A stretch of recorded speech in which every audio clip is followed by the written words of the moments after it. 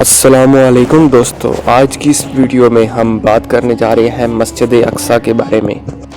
مسجد اقصیٰ مسلمانوں کے لیے اتنی اہمیت کیوں رکھتی ہے؟ اس کی وجہ کیا ہو سکتی ہے کہ مسجد اقصیٰ کی بے حرمتی پر مسلمان اپنی جان کی بھی پرواہ نہیں کرتے؟ تو جانتے ہیں اس ویڈیو میں حیران کن نتائج۔ ویڈیو کو مزید آگے بڑھانے سے پہلے آپ لوگوں سے چھوٹی سی درخواست ہے کہ میرے چینل کو سبسکرائب کر لیں اور میری اس ویڈیو کو لائک بھی ضرور کر دیجیے گا۔ تو چلیے ویڈیو شروع کر لیتے ہیں۔ فلسطین کے دارالخلافہ بیت المقدس کے فضائل بہت زیادہ ہیں۔ ان کے بارے میں آیات و احادیث میں موجود ہیں۔ اللہ سبحانہ وتعالی نے قرآن مجید میں اسے مبارک قرار دیا ہے۔ فرمان باری تعالی ہے، پاک ہے وہ ذات جو اپنے بندے کو رات ہی رات میں مسجد حرام سے مسجد اقصیٰ تک لے گیا، جس کے آس پاس ہم نے برکت دے رکھی ہے، اس لیے کہ ہم اسے اپنی قدرت کے بعض نمونے دکھائیں۔ مسجد کے ارد گرد کا علاقہ اور شہر بھی اسی کی وجہ سے بابرکت ہو گیا۔ اسی علاقے کو اللہ تعالیٰ نے چالہ اسلام کی زبان سے مقدس کا وصف دیا۔ قرآن باری تعالیٰ ہے، اے میری قوم اس مقدس سرزمین میں داخل ہو جا جو اللہ تعالیٰ نے تمہارے نام رکھ دی ہے۔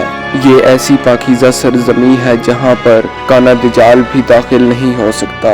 حدیث میں فرمان نبوی ہے، وہ دجال حرم اور بیت المقدس کے علاوہ باقی ساری حضرت عیسیٰ علیہ السلام دجال کو اسی علاقے کے قریب قتل کریں گے، جیسا کہ حدیث نبوی میں فرمان ہے۔ حضرت نواس بن سمعان رضی اللہ تعالیٰ عنہ بیان کرتے ہیں کہ نبی پاک صلی اللہ علیہ وآلہ وسلم نے فرمایا، حضرت عیسیٰ علیہ السلام دجال کو بابلد میں قتل کریں گے، جو کہ بیت المقدس کے قریب ایک جگہ کا نام ہے۔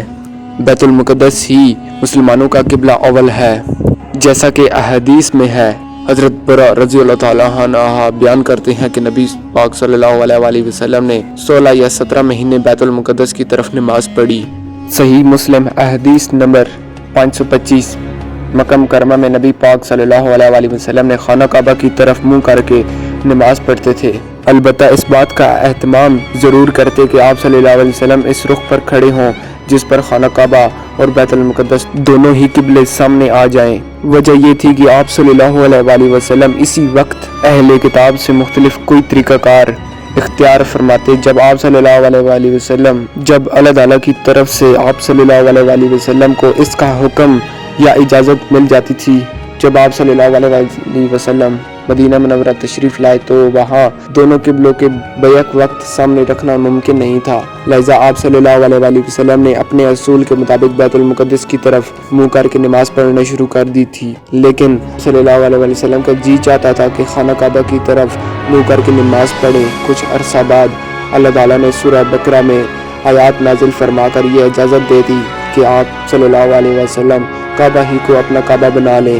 گویا مدینہ منورہ میں مسلمانوں نے پہلے بیت المقدس کو اپنا قبلہ بنایا تھا۔ بیت المقدس محبت، وحی اور انبیاء کرام کا وطن ہے۔ مسجد اقصیٰ ان مساجد میں سے ایک ہے جن کی طرف سفر کرنا جائز ہے۔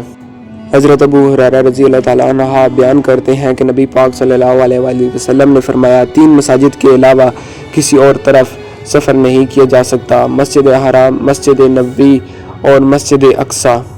صحیح بخاری حدیث نمبر 1132۔ ایک طویل حدیث میں آیا ہے جسے حضرت ابو ہریرہ رضی اللہ تعالیٰ عنہ نے روایت کیا کہ نبی پاک صلی اللہ علیہ وسلم نے اسی مسجد میں سب انبیاء کرام کی طرف کی ایک نماز میں امامت کرائی۔ حدیث کے مطابق کچھ اس طرح ہے، نماز کا وقت آیا تو میں نے ان کی امامت کروائی۔ صحیح مسلم حدیث نمبر 172۔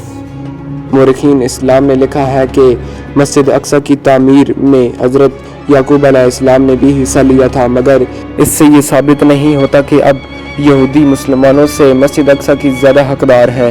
یعقوب علیہ السلام موحد اور توحید پرست تھے اور یہودی توریت میں تحریف کرنے کی وجہ سے مشرک ہو چکے، لہذا یہ کیسے ہو سکتا ہے کہ یہودی मशरिक इसमें कुछ भी हक रखें। वैसे भी अंबिया की दावत नस्ली नहीं बल्कि तकवा पर मुश्तमिल होती है। बैतुल मुक़द्दस शरीफ में अब यहूदियों का कुछ हिस्सा नहीं है, इसलिए कि ये इलाका तवज्जो की बिना पर मुसलमानों की मलकियत बन चुका। अगरचे पहले वहाँ यहूदी रहते थे, इसलिए कि यहूदियों ने कुफर का इर्तिकाब किया। नबी पाक सल्लल्लाहु अलैहि वसल्लम बनी इसराइल के मोमिनों के दीन पे, जिन्होंने मूसा अलैहिस्सलाम की पैरवी व तबाह किया, मूसा अलैहिस्सलाम की पैरवी की और इन पर ईमान लाए और इनकी मदद की। यहूदी इनके दीन पर वापस नहीं आए और इनकी शरीयत पर अमल नहीं किया।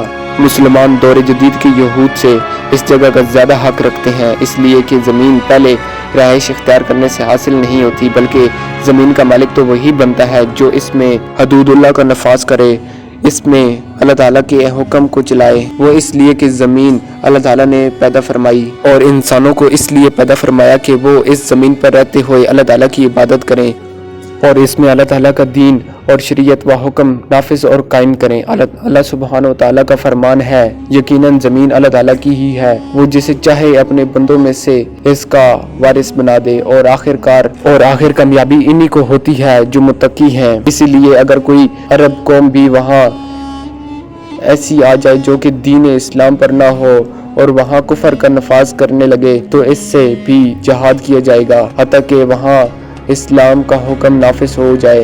अर्ज ये मामला नस्ली और माशरती नहीं बल्कि तौहीद व इस्लाम का मामला है। इस ज़मन में हम एक फाजिल मकाला निगार की तहरीर पेश करते हैं। तारीख इस बात की शाहिद है, फ़लस्तीन में सबसे पहले बूदोबाश और सुकूनत इख्तियार करने वाले मुनाफिक थे, वाले कुनआनी थे, जिन्होंने 6000 साल कबल मिलाद वहाँ राइश इख्तियार की। ये एक अरब कबीला था और जजीरा अरेबिया से फ़लस्तीन में आया। कुनआनियों के आने के बाद इनके नाम से इसे फ़लस्तीन का नाम दिया गया। यहूदी तो यहाँ पर हज़रत इब्राहीम अलैहिस्सलाम के आने के तकरीबन 600 साल बाद आए हैं, यानी इसके मानी ये हुए कि यहूदी फ़लस्तीन में पहली मरतबा 1400 साल कबल मिलाद में आए। इस तरह कुनआनी यहूदियों से 4500 साल पहले फ़लस्तीन में दाखिल हुए और इसे अपना वतन बनाया। इस तरह तारीखी तौर पर भी ये साबित होता है कि फ़लस्तीन में यहूदियों का न तो अब कोई हक है और न ही इनसे पहले हक था, और न कोई दीनी और शरी हक है और न ही कदीम रहाइश और मालिक होने के एतबार से ही हक है, बल्कि ये लोग गज़ब और जालिम हैं। हम अल्लाह ताला से दुआगो हैं कि वो इन यहूद से जल्द अज जल्द बैतुल मुक़द्दस को पाक करे और इन्हें वहाँ से निकाले और इसमें देर न करे। बिलाशुबा अल्लाह तबारक व तआला इस पर कादिर है और दुआ को कबूल करने वाला है।